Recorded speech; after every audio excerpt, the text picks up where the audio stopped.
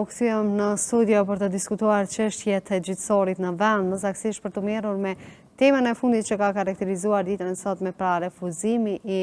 prokurorisë sa i përket ankesës për gjobën 250 euro. Për këto dhe shumë çështje të tjera juridike, kemi të ftuar Nazim Elezaj, avokat i cili do të na njoftojë më shumë në lidhje me këtë çështje.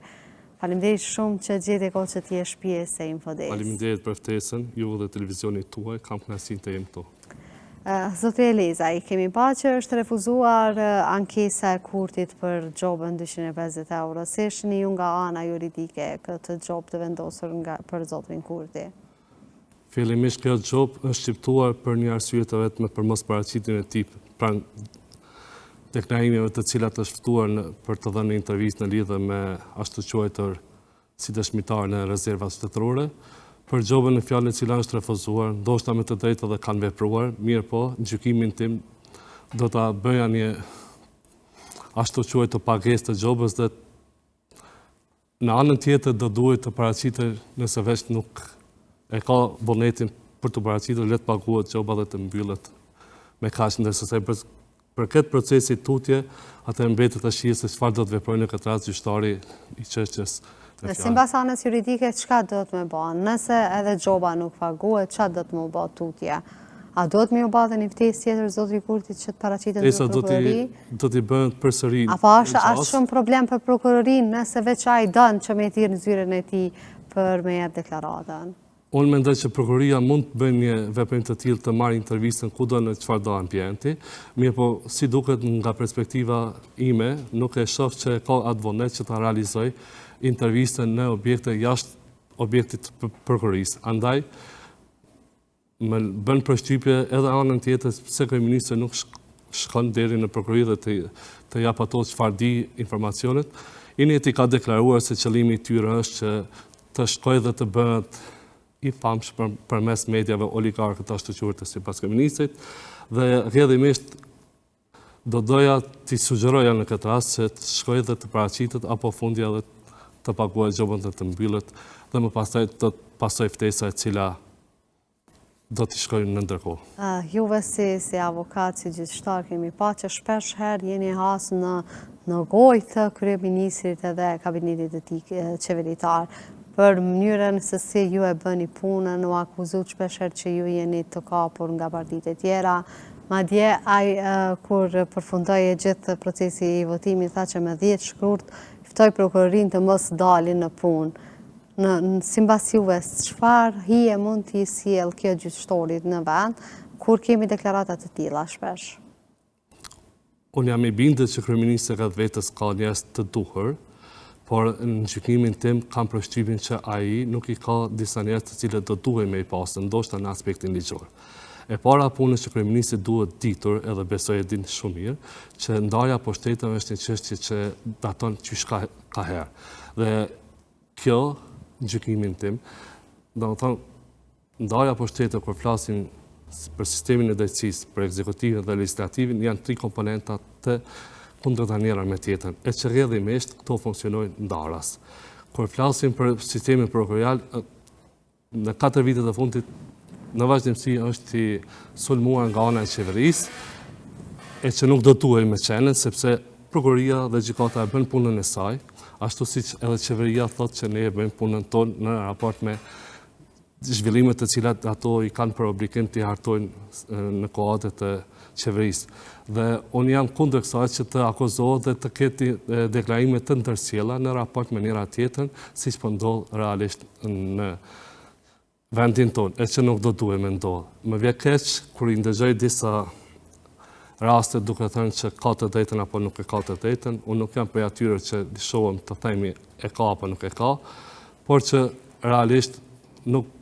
kisha sugjeruar që të kritikohet në vazhdimsi si media, ashtu edhe prokuroria dhe gjykata. Sigurisht, po në sy të njerëzve, në sy të qytetarëve të Kosovës, çfarë hije mund të sjellë kur vetë krerët e shtetit nuk besojnë në institucionet e gjyqësorit? Kjo krijon një pasiguri juridike pastaj, sepse duke mos besuar kryeministri dhe kabineti i tij apo kushdo qoftë tjetër që të paraqitet në një seancë apo në një intervistim, kjo pastaj krijon një pasiguri edhe të rrethana të tjera të individëve të caktuar apo edhe personat juridik. por ajo që më bën përshtypje mu është kur presidenti Trump, supozohet, ka qenë i ftuar dhe është shku për të dëshmuar, atë çfarë ne presim që të mos ta bëjmë një gjë të tillë, mirë po nuk mendoj që është edhe ajo baza juridike kryepot që mund ta çojë kryeministrin drejt atij intervistimi dhe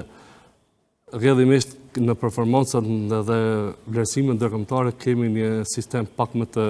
ngritur në aspektin e nivelit të besueshmërisë dhe në këtë aspekt besoj që edhe kryeministri dhe qytetarët do duhet me i besu qoftë sistemit prokurorial apo edhe sistemit gjyqësor. Tashmë edhe jemi në një fazë tjetër ku i kemi kaluar zgjedhjet dhe po fillojmë në formimin e qeverisë së vendit. Kemi parë që kanë të shtu 2 seanca për mbajtjen për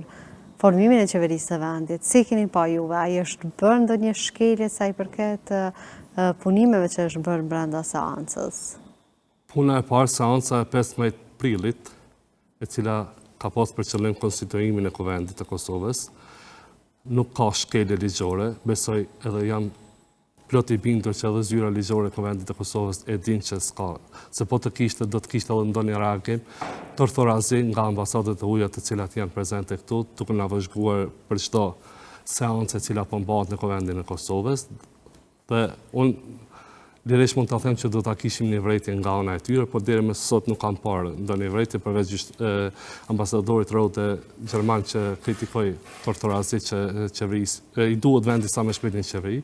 Në fakt edhe unë jam pro kësaj, sepse vendit i duhet një qeveri, dhe ky boshllëku institucional nuk do duhet me i konvenu askujt, qoftë edhe partive opozitare apo opozitare. Në rastin më të mirë do duhet që me 15 prill me u zgjidh çështja e Kuvendit. Mirë po, formimi i komisionit për mandatet e deputetëve nuk është miratu komisionin në fjalë dhe ai është hapi i parë që do duhej me marrë Kuvendi në raport me zgjedhjen e kryekuvendarit. E në këtë rast nuk po miratohet ajo. Qëllimi në gjykimin tim i partive opozitare është që Kurti nuk i ka numrat, ndërsa në anën tjetër Kurti thotë që e njëjta gjë nuk po ndodh me opozitarët sepse ata nuk e kanë vullnetin për ta votuar. Mos piu konvenon asnjëherë. Asnjëherë, po kjo është në dëm të sovranit popullit, sepse ne jemi ata të cilët i vuajmë këto pasoja sadopak. Kjo vrejet, po nuk vrejet ad hoc në mënyrë të përkohshme tani. Edhe pas miratimit të komisionit në fjalë, është hapi i dytë ku hidhet në votim kryetari i Kuvendit, cili do të qoftë ai, është anonim deri më tani sepse ata nuk kanë pas dëshirë ta publikojnë, ndoshta me qëllimin që i kanë apo nuk i kanë numrat, nuk duhet në këtë pjesë të lëshohem. Opozita aludon që qeveria Kurti nuk i ka fare numrat. E kjo pastaj pamundson prapë për hir të asaj që nuk po miratohet komisioni për verifikimin e mandateve, do duhet të zgjidhë kryetari i Kuvendit dhe më pastaj nën kryetarët e Kuvendit të përfundoj seanca. Presim nesër në orën 12 është i prapë seanca dhe jam i bindur që do zgjidhet nëse veç kalon Komisioni për verifikimin e mandateve sipas Kushtetutës së Kosovës dhe veprores së Kuvendit. Shkohet me pauzë ashtu për 48 orë, siç e kemi parë atë kaluame. Pauzat i gjykoj krejtësisht normale, sepse ato janë për të marrë një kolsut. Edhe në rrethanat juridike të tjera, në rastin konkret kur avokati kërkon një pauzë në gjykim, kur gjyqtari kërkon një pauzë në gjykim të caktuar, dhe kjo është të themi kushtimisht normale për thirrjen e një pauze të tillë, por nuk ka shkelje ligjore. Mbi të gjitha nuk ka shkelje të Kushtetutës. Kjo çka është e më rëndësishmja. Këto lojrat e ping-pongut, gjuajtje e topit herë kënte opozit, janë evidente kudo edhe në shoqëri demokratike të shëndosha, mirë po presim në këtë rast spaku të nesër të zgjidhë. E nëse jo, atëherë jam i bindur që do t'irret prapë edhe një seancë, nëse veç Kurti realisht e ka prezantuar një dorëheqje të kabinetit të tij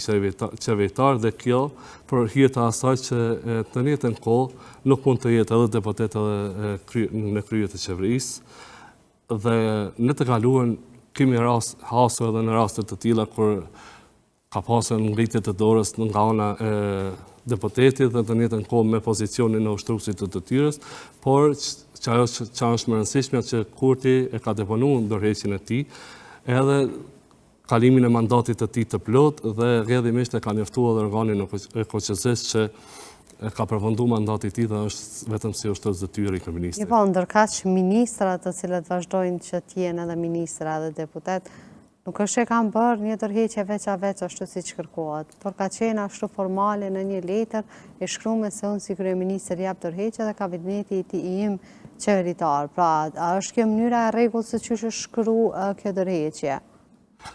Për faktin që është kreu i qeverisë dhe ai është kreu i kabinetit qeveritar në emër të tyre për hir të përfundimit të mandatit të secilit edhe për hir të asaj që të njëjtën kohë dhe janë emëruar në ndërkohë si kabinet qeveritar, e ka të drejtën që ta bëjnë një deklarim në emër të tyre të secilit dhe jo vetëm se ajo nuk paraqet ndonjë relevancë të rëndësishme sa i përket kësaj nëse do duhet secili në mënyrë individuale nga ana ministra apo edhe kryeministri, por në emër të gjithë të tyre e ka bërë kryeministri një deklarim publik që në bazë të letrës formale të cilën ka publikuar me 15. Kemi pas edhe për krahas që e dorëzoi tërheqjen në atë mënyrë se çysh e dorëzoi ai, kemi pa që ka mbajtur edhe një mbledhje të qeverisë ku ka thirrë kabinetin e tij qeveritar aktual që ka tani dhe kanë votuar edhe për shuma të parave në lloj krediti që ju është dhënë PTG-s. Pra, sa ka të drejtë që pasi që ka dhënë tërheqje të vendos edhe për ligje të tjera në fuqi? Unë po të njëjtën ditë nëse nuk gabohem, e pash edhe një udhëzim administrativ të cilën kishte nënshkruar Ministri i Financave Hekuran Merati në lidhje me doganat. Në perspektivë kjo do duhet me qenë shkelje ndoshta ligjore, jo abstrakte ta themi ashtu, por si shkelje ligjore për faktin që mandati i tyre vetë se po kontestohet realisht përmes kësaj. Dhe në këtë rast edhe mbledhja e qeverisë nëse veç është mbajtur jashtë mandatit të saj, ta themi kështu kushtimisht, atëherë konsiderohet që është mbajtur pa të drejtë. E në rastin e mundshëm, nëse veç është thirrur në para kohë, para se të bëhet dorëheqja me aktin formal përmes të cilës ka njoftuar, atëherë unë konsideroj që është e drejtë. Nëse veç është e thirrur paraprakisht. Është e thirrur paraprakisht. I nderuar shqiptarë, të një çështje mjaft e rëndësishme siç është çështja e gjykatës speciale. Ne kemi pa disa zhvillime që kanë ndodhur edhe në në oborrin e kuvendit kur veteranët kanë kërkuar që nga deputetët që të nënshkruaj betimin si reagim i padrejtësive që është bërë në gjykatën speciale. Si po e shihni ju gjithë procesin e gjykatës speciale dhe sa është rëndësishme nënshkrimi i atij peticioni të organizuar nga OVL-UÇK? Mendoj që është një çështje vonuar në këtë aspektin e nënshkrimeve apo peticioneve të cilat i drejtohemi gjykatës speciale. Gjykata speciale ka marrë miratimin e po të njëjtit konvent që e diskutuam më parë, me 15/8/2015 nëse s'ka bëhem apo 25, dhe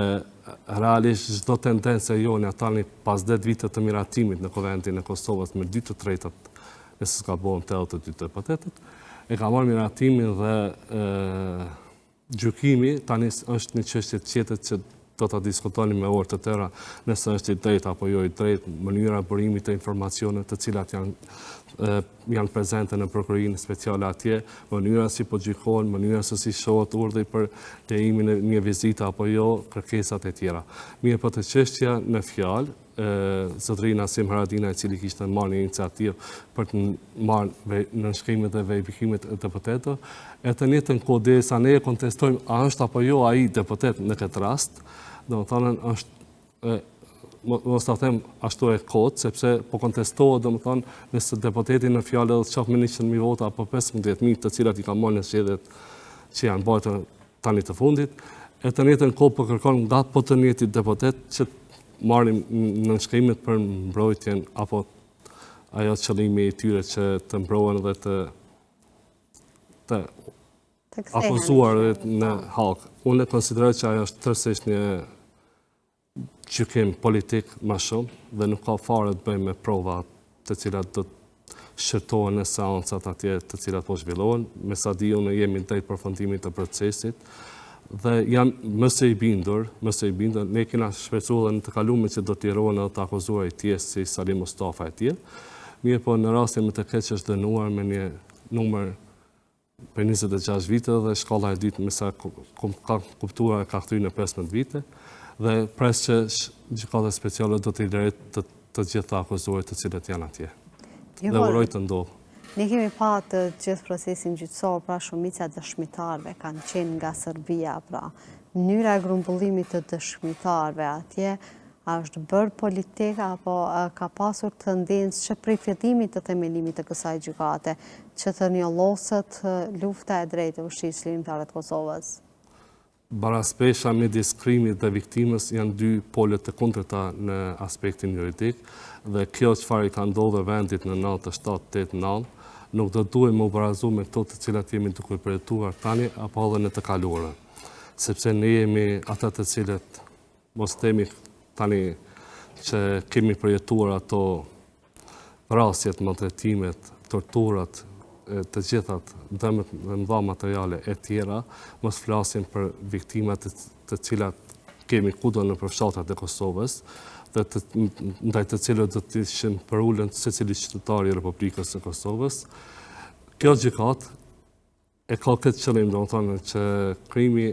dhe viktimat të barazohen. Mirë po krimet në Kosovë ka kryer vetëm regjimi Miloševićit dhe për këtë do duhet me dhanë pastaj edhe të tjerët llogari, por rrethanat implikuese e kanë sjellë një situatë këtë ndryshe Kosovën, e as më shumë pas shpalljes së pavarësisë së Kosovës, kur në vazhdimsi ka pas një trysni, duke u nisur nga raporti i Dikmartit në vitin 2011 e më pastaj edhe ato lajthimet nga ana e Serbisë në raport me Evropën, të cilat dukshëm janë vërejtur që kanë ndikuar në këtë raportin në mes Kosovës dhe shteteve të Bashkimit Evropian. Ne kemi pas një përkrahje të vazhdueshme nga ana e tyre, mirë po gjërat lëvizin nga një herë dhe ne jemi do duhet me qenë të vetëdijshëm kur këto situata fillojnë veç dalin jashtë kontrollit. Mirë po ne kemi pasur edhe një kërkesë që të lirohen në një mas tjetër të paraburgimit i shkreret e ushtrisë lirimtare të Kosovës dhe mos vazhdohet ajo mas që është tani aktuale. Përveç se zotëri tha që rënkon edhe një deklarat tjetër se ka njëri nga dëshmitarëve ka kërcënuar një farë mënyrë, siç thuhet në deklaratën e Hagës, atje ku mbahen i shkreret. Pra, duhet të zëvendësohet të gjithë kjo mas paraburgimit, përfshirë edhe zotëri Thaçi, meqense se nuk është dihet saktë nëse ka qenë kërcënim ose jo nga Thaçi. Përderisa nuk vërtetohet prezumimi i pafajësisë, do duhet që me u ndryshua ajo masë dhe apeloj sot këto trupin gjykos që ta rishqyrtoj masën ndaj tij, sepse në njërin prej masave për të praninë e panderit në procedurë mund të jenë edhe arresti shtëpiak apo cila do tjetër masë dhe të lirohet, por aq më keq në këto rrethana po ndodh ajo çfarë po ndodh, saqë edhe në humbjen e babait të tij, zotëri Haxhi Thaçit, nuk është lejuar që të vijë në varrimin e të ndjerit dhe kështu rrjedhimisht edhe në aspektin human, kjo gjykatë e ka humbur besimin e plotë të secilit qytetar të Republikës së Kosovës, se gjëja më e rëndë në jetë që secili prej nesh mund ta përjetoj është humbja babait të nënës, edhe në këtë rast mendoj që trupi i gjykos nuk ka bërë nder këtë rast as zotëri Thaçit e as shtetit të Kosovës. Sepse fundja është lideri suprem që nga vitet që fola 97-89, një njeri i cili ka dhënë kontribut besoj të jashtëzakonshëm për shëndetimin e Kosovës dhe mos flasim për pjesën të cilën ka qenë në domenin kryesor në shpalljen e pavarësisë së Kosovës, e i njëjti nuk lirohet për të ardhur në varrimin e babait të tij. Ne kemi pa edhe me një përcjellje jashtëzakonisht të madhe të masave të sigurisë. Sa është dashur që të jenë gjithë ajo masë e sigurisë? Duke pas parasysh që akoma nuk kanë fakte që janë jashtëzakonisht të rëndësishme, ata tentojnë të thëmë torturazi këtu të manipulohen në këtë mënyrë, duke thënë që ky person paraqet kërcënim apo mund të ndikojnë në dëshmitar apo do një rrethon tjetër. Ajo që më bëri për shtypje ishte kur ai ishte për vizit 3 ditë para se të vdiste babai dhe trupi i përcjelljes së tij ishte jashtëzakonisht shumë i ashpër, madje t'ia drejtosh gishtin një mjeki i cili kontribon shëndetësisë kosovare në këtë mënyrë, besoj që është jashtëzakonisht shumë e padrejtë, mirë, po ai do duhej me i respektue urdhat të cilët i ka marrë nga dikush dhe në këtë rast i ka marrë nga gjyqtari. Por më vjen keq në një situatë që gjendet një prej figurave kryesore bashkë me të tjerë të cilët janë duke akuzuar atje. Drejtohet një mënyrë të prishja imazhit të zotit Thaçit karshi popullatës kosovare. Ky është qëllimi, mendoj unë, sepse në arenën ndërkombëtare zotëri Thaçi ka pas një reputacion jashtëzakonisht të lartë dhe në vizitat e tij të herpashershme kur ka qenë, ai madje është thirrën nga prej figurave kryesore të vendit ku ka qenë Nikoqel në takime dhe kjo e ka rritën atë ndjeshmërinë në raport me shpalljen, me rrethonat të cilat janë krijuar në Kosovë dhe kjo i ka djegur shumë në një farforme Serbisë dhe ka filluar luftën. Serbia në vazhdimsi që nga 12 qershori 99 është në luftë me neve, e them kështu kushtimisht, sepse ajo po mundohet përmes komponentave të ndryshme të ndikojë në rrethona të caktuara të gjejnë metoda të ndryshme, qofshin ato propagandistike apo të marrë ndonjë informacion nga njerëzit të cilët jetojnë brenda vendit me keqardhje dhe rrjedhimisht i çojnë informacione edhe që ne jemi në një situatë ku jemi. Mend që të gjykohet sot sepse në një farë mënyrë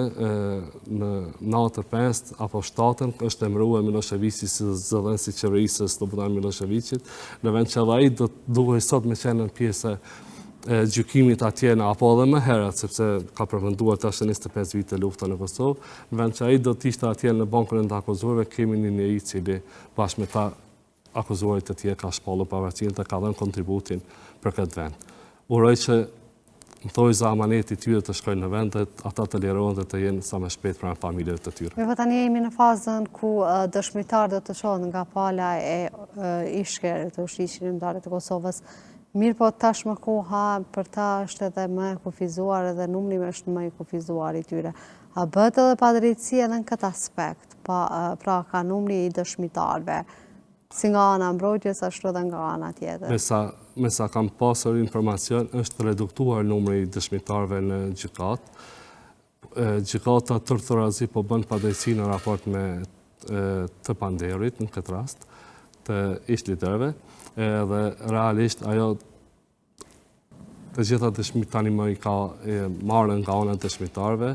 kanë thënë një aludohet për një datë të caktuar, por shpresin që brenda vitit 2025 të marrë epilog ky gjykim dhe të njëjtën kohë të lirohen të gjithë të akuzuarit. Pa, a mund të mbuloj gjithaj numrin e dëshmitarve që kanë shkuar deri me tani në gjykatën speciale, me numrin e dëshmitarve që do të dërgojnë ish-krerët, do të mund të mbytnin faktet e atyre krahas këtyre tjerëve. Mund të kesh në një proces gjyqësor 100 dëshmitar të cilët nuk kanë prova dhe të cilët nuk mund të ofrojnë ato dëshmitë për të cilat mund të jenë thirrur dhe që rrjedhimisht trupi gjykues nuk shohet në ato gojëllëna të cilat na ndodhin në jetën reale. Nëse flasim për një shtëpi të verdha, ajo fare as nuk ka ekzistuar, e lemo të bërën krimet ashtu si qëllimi i kësaj gjykate ka qenë të themelohet për hetimin e këtyre krimeve, e që realisht nuk është duke u analizuar fare ajo pjesë nga ana e gjykatës, por rishon në një pjesë tjetër ku tendenca e tyre është që ta dëmtoj nivelin e Kosovës në arenën ndërkombëtare, sepse ne në një kohë prej afërsh 10 vite kemi pasur realisht 115 nga shtetet të ndryshme të botës, antarësimi në organizatat dhe federatat të ndryshme të sportit dhe mekanizmave ndërkombëtare të financave, bankën qendrore, bankën botërore e tjera, dhe kjo realisht i ka penguar dikujt e në këtë rast Serbisë dhe ajo i ka ndezur e them kushtimisht motorat që ta pengoj edhe me tutje Republikën e Kosovës, uroj të mos ndodhë kjo, sepse jemi të vetëdijshëm që e kemi një shtet fqin i cili ditën natë është zhuar dhe nuk flen në gjumë për me arrit qëllimin në raport me Kosovën. Ne kemi pa dhe një çështje ku në për shumë dokumente shkruaj Kosova me të hije. Pra nuk është vetëm rasti fundit ai që është publikuar nëpër media, po kemi edhe nga dëshmitarët e tjerë të cilët kanë dëshmuar në Hag, ku kanë thënë, ku kanë aprovuar se po ka shkruar Kosova me të hije në dokumentat e gjykatës speciale. A është kjo edhe një tregues tjetër që Serbia ka gjesh gjithsesi në gjykatën speciale? Kjo tregon më së miri nga i kanë marrë ato dëshmitë të cilat po i përdorin sot gjykata speciale, e që rrjedhimisht unë besoj që 80% e tyre janë të marrura në Beograd, sepse nuk kanë ndonjë adresë tjetër ku t'i marrin ato prova. E aq më shumë kur dokumenti skandaloz në emër të Kosovës me të hija lëshohet, e kjo ka për qëllim që të na përçaj neve me dëmek që në Kosovën e asaj kohë u lëshupi dokument e tjera e tjera. Kjo nuk qëndron dhe nuk është e vërteta e kësaj, por qëllimi është këtë diko tjetër të propagandimi i Serbisë edhe të vetë gjykatës e cila bie në lajthitje të Serbisë që e furnizon me materialet kundër krejeve të UÇK-s. Edhe për fundin ndërun do kisha dashur me ditë nga ana, me qenë se jeni pjesë e gjyqësorit, si shndron çështja e gjyqësorit në vendin tonë? A kemi përparime sa i përket anës së gjyqësorit dhe apo shkojmë drejt rrugës europiane dhe të jemi shembull në Evropë ashtu siç edhe janë shtetet e tjera? Këshilli gjyqësor i Kosovës, Këshilli Prokuror i Kosovës e në veçantë Ministria kanë marrë hapa konkret për realizimin e përmirësimit të sistemit gjyqësor. Në hapin e fundit të cilin e ka ndërmarrën Komisioni i Venecias në raport me vlerësimin ligjit për justifikimin konkret të pasurisë, të cilën e ka dërguar Ministra në Komision, kemi marrë një rekomandim në muajin e kaluar nga ana e Komisionit për hapat më të tjeshëm. Qa du me thanë që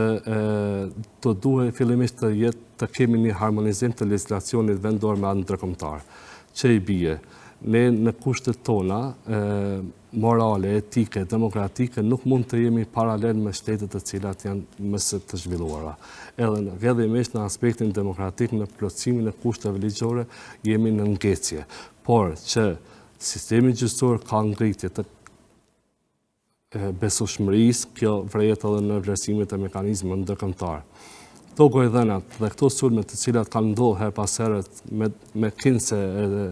sistemi gjyqësor e ka humbur besimin, mendoj që është e padrejtë, sepse sistemi gjyqësor është ai i cili është funksional jashtëzakonisht shumë